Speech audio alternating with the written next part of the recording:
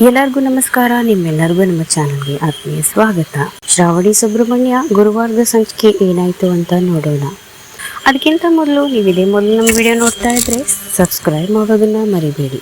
ಮದುವೆ ಮಂಟಪಕ್ಕೆ ಹೊರಡೋದಕ್ಕೆ ರೆಡಿಯಾಗೋ ಶ್ರಾವಣಿ ಅಜ್ಜನ ಫೋಟೋ ಮುಂದೆ ನಿಂತು ಅವರ ಆಶೀರ್ವಾದ ಪಡ್ಕೊಳ್ತಾಳೆ. ಅದೇ ಅಜ್ಜ ಮತ್ತು ಅವಳ ಅಮ್ಮನನ್ನ ನೆಂದು ಶ್ರಾವಣಿ ಕಣ್ಣೀರಿಡ್ತಾಳೆ. ಅಜ್ಜಿ, ಅಪ್ಪ, ಚಿಕ್ಕಪ್ಪ ಎಲ್ಲರ ಆಶೀರ್ವಾದ ತಗೊಂಡು ವಿಜಯಾಂಬಿಕಾ ಕಾಲ್ಗೂ ಬೀಳ್ಬೇಕು ಅನ್ಕೊಳ್ತಾಳೆ. ಅಷ್ಟೊತ್ತಿಗೆ ಹೊರಗಿಂದ ಸರ್ ಕಾರ್ ರೆಡಿ ಇದೆ, ಹೊರಡೋಣ ಅಂತ ಕರೀತಾರೆ. ಅದನ್ನ ಕೇಳಿ ಸುರೇಂದ್ರ, ಅಣ್ಣ ಈಗ ಮುಹೂರ್ತ ಚೆನ್ನಾಗಿದೆ, ಈಗಲೇ ಹೋಗೋಣ ಅಂತ ಅವಸರ ಮಾಡೋದಕ್ಕೆ ಶುರು ಮಾಡ್ತಾರೆ. ಗಡ್ಬಿಡಿಯಲ್ಲಿ ಎಲ್ಲ ಹೊರಡೋದಕ್ಕೆ ರೆಡಿ ಆದ್ರಿಂದ ಶ್ರಾವಣಿಗೆ ವಿಜಯಾಂಬಿಕಾ ಕಾಲ್ಗೆ ಬೀಳೋದಕ್ಕೆ ಆಗಿರೋದಿಲ್ಲ. ಆದರೆ ವಿಜಯಾಂಬಿಕಾಗೆ ಮಾತ್ರ ಎಲ್ಲಿ ಪೃಥ್ವಿರಾಜ್ ಮದುವೆ ಮಂಟಪಕ್ಕೆ ಬಂದ್ಬಿಡ್ತಾನೋ, ಮದುವೆ ತಡಿತಾನೋ, ತನ್ನ ಬಂಡವಾಳ ಎಲ್ಲ ಎಲ್ಲಿ ಬಯಲಾಗುತ್ತೋ ಅಂತ ಒಳಗೊಳಗೆ ಅವಳಿಗೆ ಭಯ ಮಾತ್ರ ಕಾಡ್ತಾನೆ ಇರುತ್ತೆ. ಮದುವೆ ಮಂಟಪಕ್ಕೆ ಮದುಮಗ ಮತ್ತು ಮದುಮಗಳು ಹೋಗೋದಕ್ಕೆ ಒಂದು ಕಾರ್ ರೆಡಿ ಮಾಡಿರ್ತಾರೆ.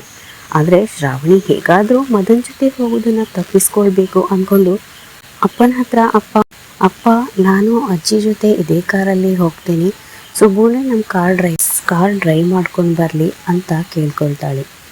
ಮಗಳ ಮದುವೆ ಖುಷಿಯಲ್ಲಿದ್ದ ವೀರೇಂದ್ರ ಅವಳ ಎಲ್ಲ ಆಸೆಗೂ ಓಕೆ ಅಂತಾರೆ. ಸುಬ್ಬು ಕಾರಲ್ಲಿ ಕೂತು ವೈಫರ್ ಆನ್ ಮಾಡಿದ್ದೇ ತಡ ಮದನ್ ಹಾಗೂ ಶ್ರಾವಣಿ ಹೆಸರಿದ್ದ ಕಾರಿನ ಮೇಲೆ ಅಂಟಿಸಿದ್ದ ನೇಮ್ ಪ್ಲೇಟ್ ಕಿತ್ತು ಹಾರು ಹೋಗುತ್ತೆ. ಸುಬ್ಬು ಗಾಬರಿಯಿಂದ ಎದ್ದು ಸಾರಿ ಸರ್, ಗೊತ್ತಾಗಿಲ್ಲ ಅಂತ ಹೇಳ್ತಾನೆ. ಆಗ ಸುರೇಂದ್ರ, ಅಯ್ಯೋ ಅದನ್ನು ನಾನು ಕಿತ್ತು ಬಿಸಾಕ್ತೇನೆ, ಬೇರೆ ಕಾರಲ್ಲಿ ನೇಮ್ ಪ್ಲೇಟ್ ಇದೆ, ಅದೆಲ್ಲ ನೋಡ್ಕೊಂಡು ಕೊಳ್ಕೊಳ್ಳೋಷ್ಟು ಪುರ್ಸೊತ್ತಿಲ್ಲ, ಈಗಾಗಲೇ ಸಮಯ ಇಲ್ಲ, ಮುಹೂರ್ತ ಮೀರೋದ್ರೆ ಕಷ್ಟ, ಹೊರಡೋಣ ಅಂತ ಗಡ್ಬಿಡಿ ಮಾಡ್ತಾರೆ.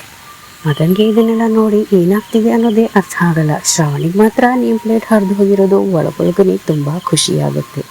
ಹೀಗಾದ್ರೂ ಮದುವೆ ಮಂಟಪಕ್ಕೆ ಬರಲೇಬೇಕು ಅಂತ ರೌಡಿಗಳ ಕೈಯಿಂದ ತಪ್ಪಿಸ್ಕೊಂಡು ಓಡಿ ಓಡಿ ಬಂದಿದ್ದ ಪೃಥ್ವಿರಾಜ್ಗೆ ಮತ್ತೆ ರೌಡಿಗಳ ಕಾಟ ಶುರುವಾಗುತ್ತೆ. ಅವನು ರೌಡಿಗಳ ಕೈಗೆ ಮತ್ತೆ ಸಿಕ್ಕಿ ಬೀಳ್ತಾನೆ. ಆದರೆ ಅವರಿಂದ ಪುನಃ ತಪ್ಪಿಸ್ಕೊಂಡು ಮದುವೆ ಮನೆ ಹೂವಿನ ಅಲಂಕಾರಕ್ಕೆ ಬಂದಿದ್ದ ವೆಂಕಿ ಕೈಗೆ ಸಿಕ್ಕಿ ಬೀಳ್ತಾನೆ. ವೆಂಕಿ ಹತ್ರ ಮದುವೆ ಕಾಗ್ದ ತೋರಿಸೋ ಪೃಥ್ವಿರಾಜ್ ಇವರು ಮದುವೆಗೆ ಬಂದಿರಬೇಕು ಅಂತ ಅಂದ್ಕೊಂಡು ವೆಂಕಿ ಅವರನ್ನ ಮದುವೆ ಮಂಟಪಕ್ಕೆ ಕರ್ಕೊಂಡು ಹೋಗ್ತಾನೆ. ಅಲ್ಲಿ ಮದುವೆ ಮಂಟಪದ ದ್ವಾರದಲ್ಲೇ ಪೃಥ್ವಿರಾಜನ್ನ ಸೆಕ್ಯೂರಿಟಿ ಗಾರ್ಡ್ಗಳು ಒಳಗೆ ಬಿಡೋದಿಲ್ಲ. ಆದರೂ ಹೇಗೆಲ್ಲ ಮಾಡಿ ಗೋಡೆ ಹಾರಿ ಕಳ್ಳಂತರ ಮದುವೆ ಮನೆಗೆ ಹೋಗ್ತಾನೆ ಪೃಥ್ವಿರಾಜ್. ಆದರೆ ಅವನ ಕೈಯಲ್ಲಿ ಒಂದು ತಾಳಿ ಕೂಡ ಇರುತ್ತೆ.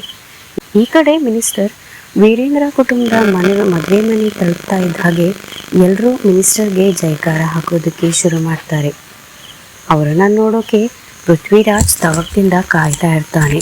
ಪೃಥ್ವಿರಾಜ್ ಕೈಯಲ್ಲಿ ತಾಳಿ ಯಾರದ್ದು? ಮದುವೆ ಮನೆ ಒಳಗೆ ಪೃಥ್ವಿರಾಜ್ ಹೇಗೆ ಎಂಟ್ರಿ ಪಡ್ಕೊಳ್ತಾನೆ?